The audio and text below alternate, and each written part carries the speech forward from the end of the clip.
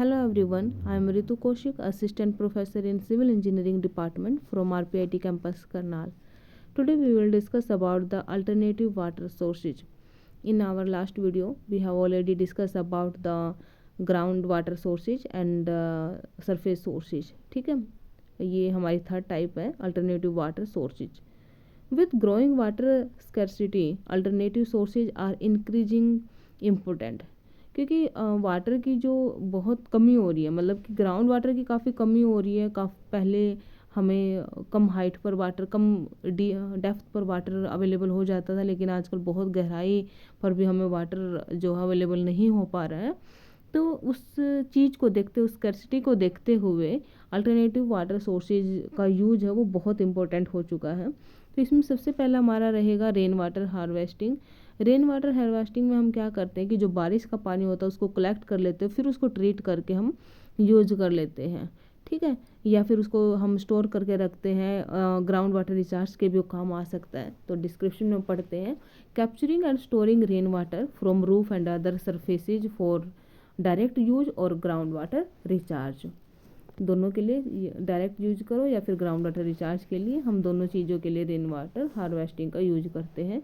Use क्या करेंगे इसका, डोमेस्टिक या फिर irrigation and supplemental supply. Advantage क्या रहेंगे, सस्टेनेबल है, लो कॉस्ट है and reduce demand on other sources. Cost तो कुछ लगेगी नहीं क्योंकि हमें कलेक्ट करके ही रखना है पानी को. और ठीक है, फिर अदर सोर्सेज की डिमांड को भी ये क्या कर देता है, कम कर देता है. चैलेंजेस क्या रहेंगे, सबसे पहला तो वही बारिश पर ही डिपेंड रहेगा. सीजनल डिपेंड है, जब बारिश होगी तभी वाटर को कलेक्ट कर सकते हैं. And storage infrastructure cost. फिर है हमारे पास डेसलिनेट वाटर. अब डेसलिनेट्स वाटर में क्या रहता है कि जो समुद्र का पानी होता है या फिर जो खराब वाटर होता है, ब्रैकिश वाटर होता है, उसको फ्रेश वाटर में कन्वर्ट करना होता है. कन्वर्जन ऑफ सी वाटर और brackish water into fresh water through process like reverse osmosis और द डिस्टिलेशन. ठीक है, इसमें यूज क्या करेंगे, जब उसको हम फ्रेश वाटर में कन्वर्ट कर देते तो ड्रिंकिंग के लिए यूज कर सकते हैं. And industrial process in the coastal areas. Advantage क्या रहेंगे हमारे पास, providing portable water in arid region. ठीक है, चैलेंजेस क्या हो सकते हैं, energy intensive and the expensive. Clear. फिर बात करते हैं हम ट्रीटेड वाटर की. ट्रीटेड वाटर में क्या है, रिसाइकल्ड वाटर फ्रॉम डोमेस्टिक और industrial sewage after advance treatment. जो हमारा डोमेस्टिक और इंडस्ट्रियल से हम सीवेज से वाटर हो रहा है उसको रिसाइकल्ड करना. ठीक है, और कैसे, एडवांस ट्रीटमेंट प्रोवाइड करवा के. यूज कहाँ करेंगे, इरिगेशन के लिए कर सकते हैं, इंडस्ट्रियल कुकिंग के लिए कर सकते हैं, एंड इंडस्ट्रियल कूलिंग के लिए कर सकते हैं. And even portable use in the advance system. अगर उसको काफ़ी एडवांस सिस्टम में आपने ट्रीट किया है तो उसको पोर्टेबल के लिए यूज कर सकते हैं हम. एडवांटेज क्या रहेंगे, reduce fresh water demand and waste.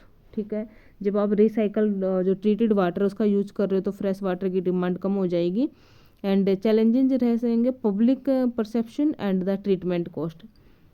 ठीक है, फिर हमारे पास एटमॉस्फेरिक वाटर जनरेशन.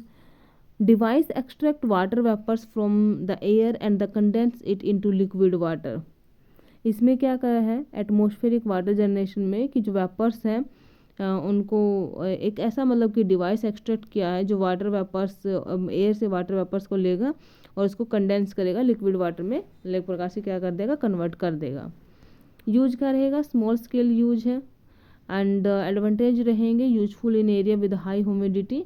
और चैलेंजेस रहेंगे इसके लिमिटेड कैपेसिटी है. Factor influencing sources selection. जब आप एक सोर्स का सिलेक्शन करते हो तो कौन कौन से फैक्टर इन्फ्लुएंस करते हैं. सबसे पहले अवेलेबिलिटी, डिपेंड करता है कि पानी अवेलेबल कहाँ पर आपको मिल रहा है. Local climate and the geographic determine the feasibility of certain sources. फिर क्वालिटी, क्वालिटी कैसी है, water must meet health and the safety standard. आप उसकी क्वालिटी को चेक करोगे. कॉस्ट कितनी लग रही है अगर आप उसको ट्रीट करना चाहते हो, एक्सट्रैक्शन या फिर ट्रीटमेंट या फिर डिस्ट्रीब्यूशन एक्सपेंसेस. ठीक है, कि कॉस्ट खर्चा कितना आएगा हमारा. सस्टेनेबिलिटी, लॉन्ग टर्म विजिबिलिटी है या नहीं है सोर्सेज की. और environmental impact, potential ecological and consequence of the sources use. Clear. This is the alternative source of water sources.